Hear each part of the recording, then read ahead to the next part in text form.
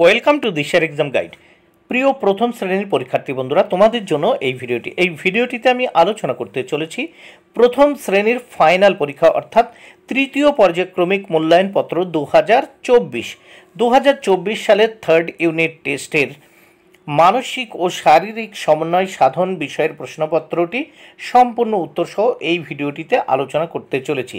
প্রথম শ্রেণী অর্থাৎ ক্লাস 1 এর মানসিক ও শারীরিক সমন্বয় সাধন বিষয়ের প্রশ্নপত্রটি উত্তরসহ দেখে নাও। পূর্ণমান 30, সময় 1 ঘন্টা। সম্পূর্ণ সিসিই পদ্ধতি অনুসরণ করে প্রশ্নপত্রটি তৈরি হয়েছে।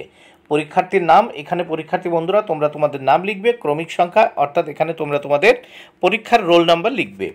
এইবার প্রথমে আমরা দেখে নেব এক দাগে কি বলেছে, পরের লাইন দুটি লেখো। এর জন্য রয়েছে 6 মার্ক। দেখো 3টি লাইনের উত্তর করতে হবে, এর জন্য 6 মার্ক। প্রত্যেকটি লাইনের উত্তরের জন্য 2 মার্ক করে বরাদ্দ। প্রথমে দেখো আছে ক দাগে মনিরাম মুন্সি, এর পরের লাইন হবে কোমরেতে ঘুনসি।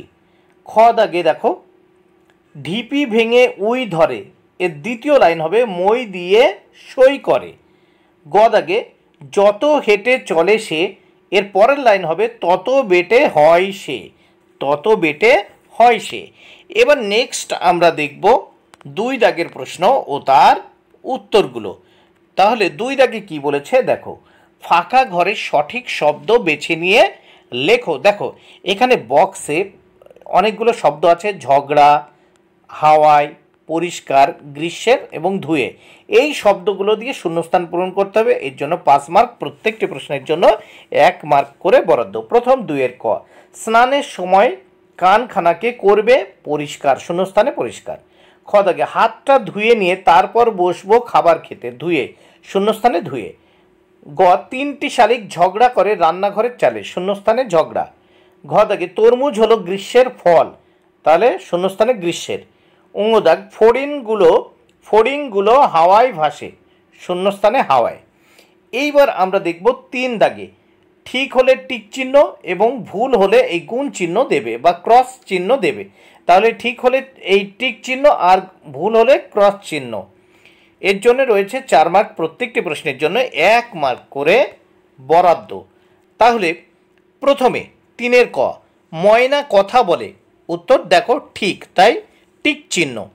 এবার খ দাগে গরু উঠতে পারে, এটি ভুল, তাই ক্রস চিহ্ন বা গুণ চিহ্ন। গ দাগে দেখো দিনের বেলায় পেঁচার মুখটা গোমড়া থাকে, এটি সত্য, তাই টিক চিহ্ন। ঘ দাগে পিট্টু খেলতে খোলাম খুঁটি লাগে, এটি ভুল, তাই ক্রস চিহ্ন বা গুণ চিহ্ন। এবার এই প্রশ্নপত্রের পরের পাতাটি আমরা দেখে নেব। তাহলে দেখে নেওয়া যাক। ছবির পাশে ছবির ইংরেজি নাম লেখো। দেখো এই যে ছবিগুলো দেওয়া আছে, এই ছবির পাশের ইংরেজি নামগুলো লিখতে হবে। প্রথমে দেখে নিই 4 দাগে ছবির পাশের ছবির ইংরেজি নামগুলো লেখো, এর জন্য 5 মার্ক বরাদ্দ রয়েছে। প্রত্যেকটি প্রশ্নের জন্য 1 মার্ক করে বরাদ্দ। এখানে আমরা দেখতে পাচ্ছি একটি সিংহের ছবি, মানে লায়ন, লায়ন মানে সিংহ, তাহলে দেখো শূন্যস্থানে LION, লায়ন মানে সিংহ। এবার খ দাগে দেখো একটি ঘুড়ির ছবি, মানে কাইট, কাইট মানে ঘুড়ি। দেখো এখানে আমরা লিখে দিয়েছি KITE, কাইট মানে ঘুড়ি। এবার আমরা দেখব গ দাগে একটা পেঁচার ছবি আছে, পেঁচার ইংরেজিতে বলা হয় আউল, OWL, আউল। ঘ দাগে দেখো একটা ফ্যান বা পাখার ছবি আছে, আমরা লিখে দিয়েছি FAN, ফ্যান, শূন্যস্থানে। উঙ্গ দাগে একটি আইসক্রিম দেখতে পাচ্ছি, শূন্যস্থানে দেখো ice cream, ICE, ice, CREAM, cream. এবার আমরা দেখব 5 দাগে কি বলেছে, use colour box and complete rainbow, রং ব্যবহার করো এবং রামধনুটি সম্পূর্ণ করো।